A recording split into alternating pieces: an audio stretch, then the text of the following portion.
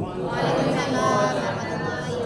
Alhamdulillahirrahmanirrahim. Allahumma sholli ala Muhammad. Yang sama-sama dihormati Ketua STWAZA Pekanbaru Bapak Dr. Kiai Haji Harul Amin MPD Al-Mukarram. Beliau adalah bukan hanya sebagai Ketua STAI tapi juga termasuk Ustadz Kondang ya. Kodok diundang kemana-mana, jadi disingkat dengan Kondang. Yang saya hormati bersama kita juga hadir unsur pimpinan yang lainnya, ada Ibu Ketua Wakil Ketua 2 Bidang Administrasi dan Keuangan Ibu Dr. Muntiari Zainal, kemudian juga para ketua lembaga pengabdian dan penelitian masyarakat, ada Bapak Dr. Suraidi Yosema, kemudian Ketua Lembaga Penilaian Mutu Bapak Ali Wadana SMSY, Ketua Prodi beserta pengelola Prodi Pendidikan Agama Islam, Manajemen Pendidikan Islam dan Ekonomi Syariah, serta para dosen dan karyawan, dan yang kami banggakan tentunya mahasiswa semester 6 ya, yang akan melaksanakan program KKN. KKN ini merupakan bagian daripada program akademik yang dilimpahkan pelaksanaannya kepada Ketua LPPM atau LP2M, sehingga mudah-mudahan saya lihat juga dari tahun ke tahun program KKN ini semakin lebih baik, dan tentunya tahun ini lebih baik daripada tahun yang lalu.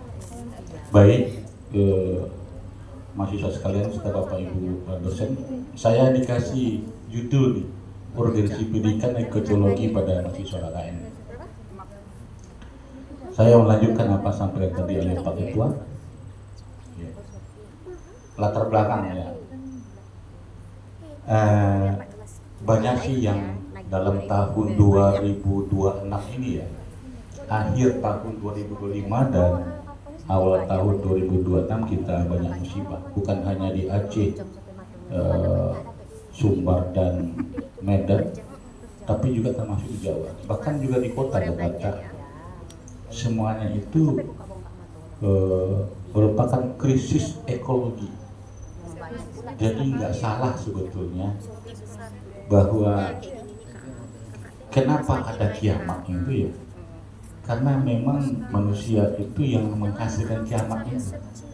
Waktunya kapan kita walau alam misal. Tapi karena kita yang suka melakukan kezoliman, ya, artinya kalau dilihat secara teologinya itu kan bicara ekologi. Ekologi itu adalah ilmu yang mempelajari tentang interaksi antara benda mati dan benda hidup. Namanya ekologi. Sementara teologi adalah ilmu yang melihat dari sisi spiritual berdasarkan syariat Islam. Dapat disimpulkan sementara asumsinya, kalau banyak permasalahan ekologi, berarti jelas secara spiritual kita lemah, iman kita rendah. Inilah sebetulnya kenapa negara sekarang juga bicara eco-green, ya, bicara kemenaknya ekoteologi, bahkan juga itu tema KKN hari ini, supaya saudara semua berperan dalam mengatasi masalah negara tentang masalah ekologi melalui pendekatan yaitu KKN, kuliah kerja nyata. Ini ya, bahkan termasuk global juga, secara global juga 2,5 cm naiknya air permukaan laut ya. Makanya di pantai Jakarta itu sekarang tembok-tembok itu udah lewat air, karena global warming itu panas secara global dunia ini. Tentu es di kutub utara dan selatan, di atas bumi dan di bawah bumi itu mencair, sehingga air laut bertambah, jumlah volume banyak, volume bertambah sehingga dia nanti akan menenggelamkan beberapa wilayah di dunia. Ini secara global. Jadi secara lokal dan secara global kita mengalami krisis ekologi. Ya. Dalam konteks ekoteologi tidak ada beda, tidak ada apa, sangat berkait dengan konteks lingkungan sosial. Itu yang pertama. Yang kedua, tentunya kerusakan lingkungan itu berdampak sosial keagamaan. Berdampak sosial keagamaan. Mungkin banyak kemarin yang pro kontra, kenapa pemerintah tidak menyatakan kedarurat nasional? Ya, kalau dinyatakan sebagai darurat nasional, kan pasti mendapatkan bantuan. Sebetulnya dampak sosial ya, itu persoalannya. Kalau satu negara lain sudah masuk pada satu negara tertentu, maka kebijakan sosial, kebijakan ekonomi, geopolitik akan dilemahkan oleh negara itu. Sementara negara Indonesia kita ini itu sangat besar, ya sangat besar sumber daya alamnya. Orang malah kalau seandainya negara lain yang bencana nggak begitu besar bantuan luar negeri. Kalau Indonesia bencana pasti besar bantuan dari luar negeri. Karena orang banyak ingin berkewenangan di Indonesia. Itu persoalan. Jadi makanya selagi kita bisa mandiri, menurut saya juga lebih bagus mandiri dalam mengatasi bencana. Maka dari itu kita harus punya ketahanan sosial. Ketahanan sosial itu supaya masyarakat tahan kuat dalam menghadapi bencana. Itu yang dimaksud dengan nanti pendidikan ekoteologi. Saudara semua punya kewajiban itu yang saya sampaikan tadi oleh Pak Ketua tentang persoalan-persoalan terkait dengan ekoteologi. Termasuk berdampak kepada keagamaan. Ya. Karena tadi indikatornya ketika lingkungan rusak bisa dikatakan iman lemah. Ya. Maka kalau imannya kuat, otomatis ekologinya bagus. Ya. Artinya kalau semua masyarakat mampu mencegah, melakukan pencegahan, melakukan tindakan-tindakan preventif terhadap persoalan ekologi, maka sudah jelas berarti imannya tinggi. Nah ini latar belakang. Yang ketiga, mahasiswa KKN sebagai agen, itu disampaikan oleh Pak Ketua, sebagai agen perubahan. Anda ini adalah mahasiswa, maha itu satu cuma berlaku kepada yang kuasa, maha kuasa. Tapi Anda diberikan mahasiswa, si pembelajar yang tinggi nilai-nilai intelektualnya. Karena dia tinggi nilai intelektualnya, maka saudara diharapkan menjadi agent, melakukan perubahan dari diri kita sendiri sebagai lingkungan, supaya apa? Supaya masyarakat berubah. Yang dulu perusak lingkungan, yang dulu tidak peduli pada lingkungan, sekarang dia peduli pada lingkungan. Maka dari itu perlu urgensi pendidikan ekoteologi dalam melaksanakan KKN. Ini Anda nanti diharapkan seperti itu. Berikutnya, saya ledok aja ya karena waktu juga sangat singkat. Apa itu ekoteologi? Ya. Yang pertama, kajian teologi yang berfokus pada relasi manusia, Tuhan dan alam. Jadi ada hablum minan nas, horizontal, ada vertikal. Kita bahkan tidak bisa melaksanakan hubungan yang baik secara vertikal. Kalau vertikal berarti hablum minallah. Tidak bisa laksanakan tanpa jelas hubungan dengan manusia dan alam.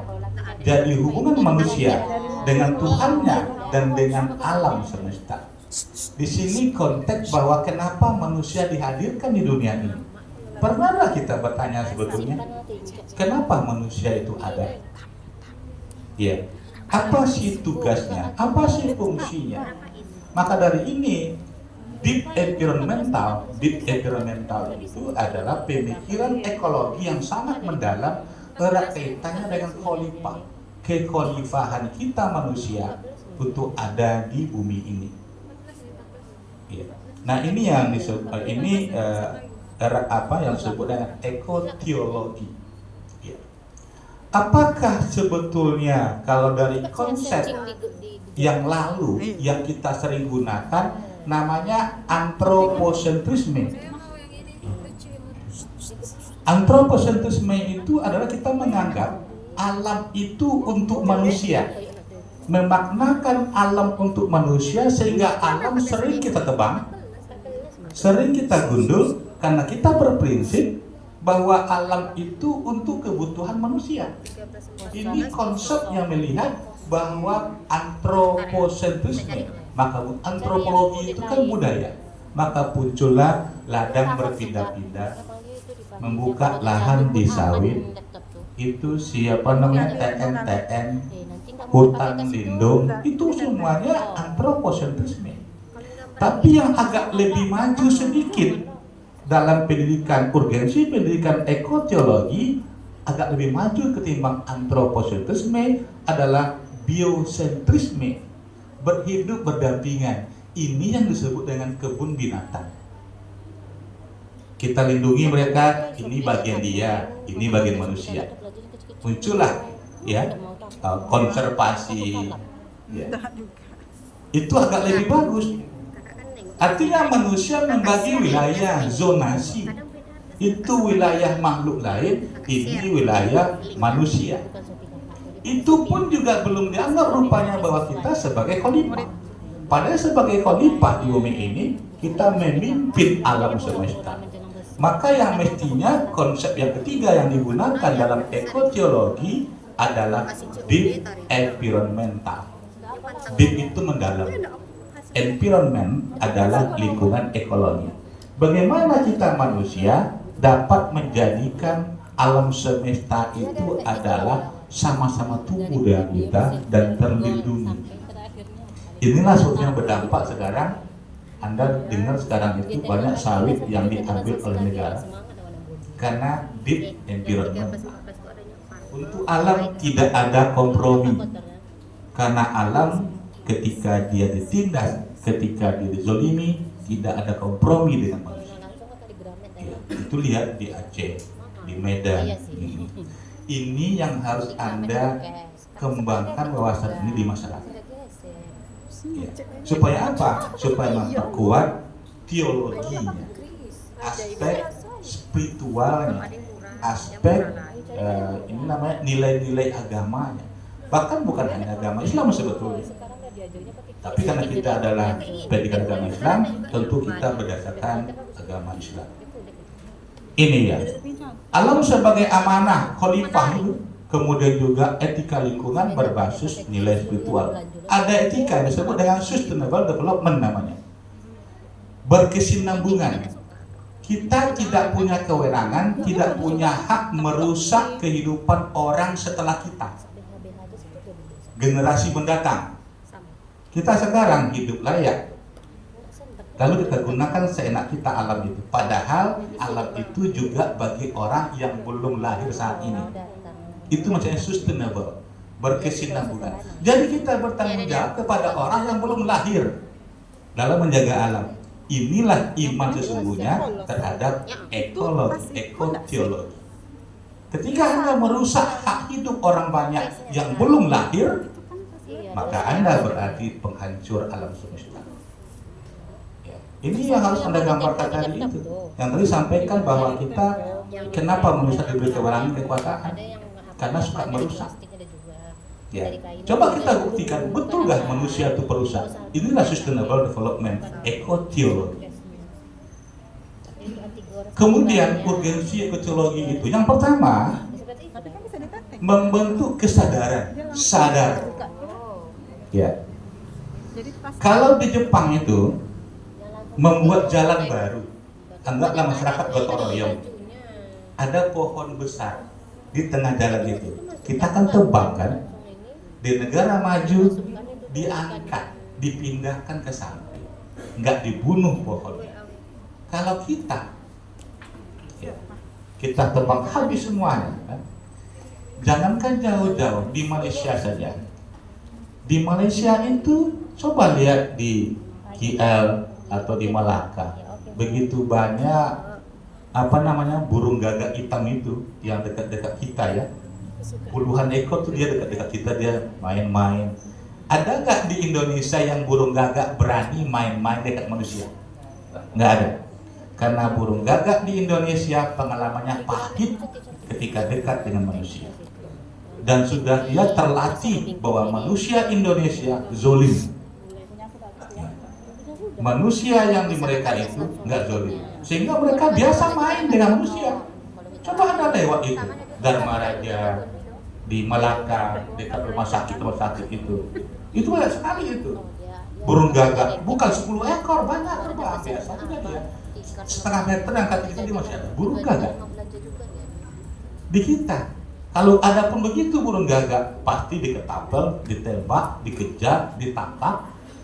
Ya, itulah kita. Nah ini yang perlu kita rubah, ya, perlu kesadaran ekologi. Ya, saya di depan rumah saya itu kan masih tanah kosong, ditanam oleh istri saya itu pisang dekat itu.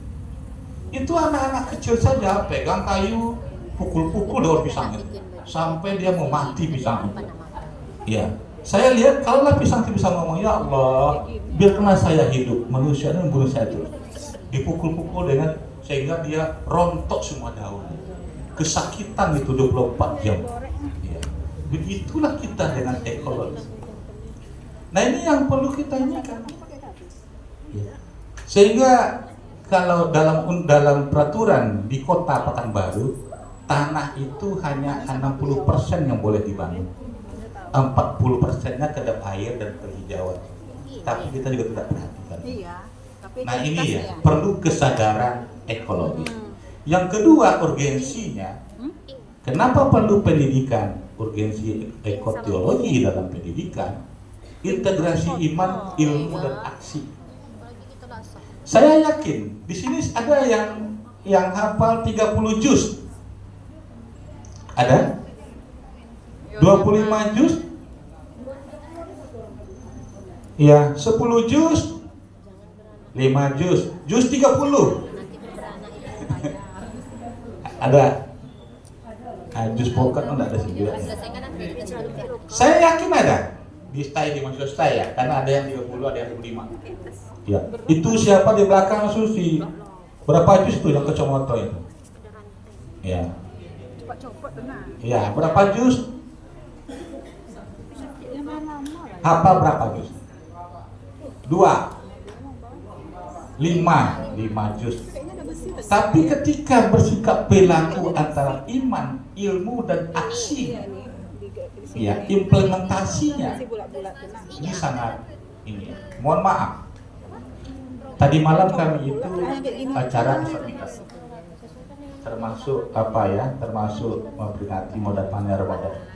Makan. Saya selalu melihat perilaku karena saya psikologi.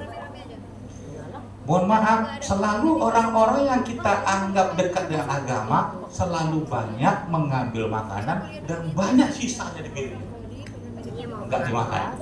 Saya senang orang banyak makan kalau habis, tapi kalau enggak habis, ini kita bicara iman, ilmu, dan aksi. Lebih baik biasa-biasa saja makannya, kalau tambah lagi 2 kali, 3 kali lagi, ketimbang terbuang. Kecuali misalkan nasi bungkus udah diulang semua, memang iya. Nah ini kita bicara aksi daripada iman dan ilmu. Ini yang penting. Maka tadi kami diskusi tentang etika adalah adab. Ada adab makan yang perlu ada ilmu di sana. Perlu ada iman dalam makan. Perlu ada ilmu dan iman dalam ekologi. Ini sangat penting. Itu urgensi yang ketiga. Yang kedua, pendidikan nilai keberlanjutan, sustainable, keberlanjutan ya. Keberlanjutan tadi itu, apa sih Pak keberlanjutan? Keberlanjutan itu merupakan kita saat ini menjamin keberlanjutan hidup orang sebelumnya, orang yang sebelumnya lahir, orang yang besok akan hidup setelah kita jamin keberlanjutannya. Itu sustainable development, keberlanjutan. Kenapa? Karena kita ini adalah khalifah, pemimpin ya, yang mewakili Tuhan di bumi ini untuk memimpin alam. Ya. Selanjutnya saya lompat-lompat saja, nanti banyak ya. Padahal ini cuma 7 slide. Mengapa penting pada pembatalan KKN? Nah, lalu kenapa sih penting bagi KKN? Yang pertama, KKN bersentuhan langsung dengan masyarakat dan lingkungan. Ya. Di Kampar itu juga termasuk apa ya, rawannya banjir ya. Kemarin juga pintu PTA dibuka 3, itu sudah banjir. Jadi Anda bersentuhan langsung dengan masyarakat dan lingkungan. Karena masyarakat kita juga belum melek dengan lingkungan, maka perlu masih pembekalan KKN itu diberikan ekoteologi. Yang kedua, mahasiswa menghadapi persoalan nyata. Kalau Anda duduk dalam perguruan tinggi, kita tidak bicara masalah fakta. Tapi ketika Anda sudah KKN, itu saudara semua langsung fakta persoalan di masyarakat. Maka mungkin beda-beda konteks konsep teori dengan konteks lapangan. Mungkin nggak sama. Ya, pendekatan-pendekatan kita diskusi dalam ruangan akademik mungkin nggak sama dengan pendekatan-pendekatan diskusi yang ada di lingkungan masyarakat. Maka Anda diperlukan pembekalan-pembekalan terhadap ekoteologi. Yang ketiga, membantu merancang program KKN ramah lingkungan. Nah, nanti silakan dengan konsultasi dengan PBB, apa sih program-program kita yang ramah lingkungan? Mungkin kompos, gotong royong, reboisasi, ya. Anda di daerah itu kan ada juga namanya dinas tata kota. Yang tata kota itu dia punya bibit. Dia bibitnya itu bisa bibit tanaman lalu lintas, bisa juga berbentuk bibit-bibit produktif. Silakanlah, mungkin di kantor desa masih masih gersang, tidak ada penghijauan, Anda bisa fasilitasi mereka untuk mendapatkan bibit untuk gotong royong seperti itu. Setelah itu mahasiswa menghadapi sudah lanjut, contoh ini, contohnya apa? Edukasi pengolahan sampah. Ya, ada yang sampah organik, non organik, itu nggak tahu apa sih Pak organik, orang nggak tahu. Maka di sana nanti jangan seperti saya sekarang bicaranya, langsung saja ada sampah yang dari plastik, ada sampah yang busuk-busuk, ada sampah yang bisa dibakar. Ya, itu bahkan mereka juga bisa diajarkan cara membuat kompos ya, yang sisa-sisa makanan dan seterusnya itu. Ada gerakan masjid atau sekolah hijau. Ini bukan masjid warna hijau ya, tapi masjid yang ada penghijauannya. Ya. Kalau kita lihatlah di Pekanbaru itu, hampir semua masjid ini semua nggak lagi tanah ya, semua dipapit blok atau semua di lantai, sehingga sulit untuk penghijauan. Bagaimana penghijauannya?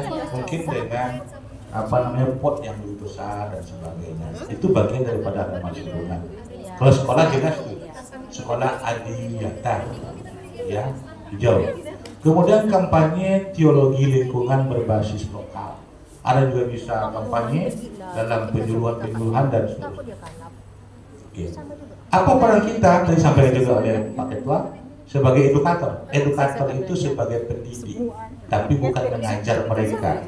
Berdiskusi dengan mereka tentang ramah lingkungan.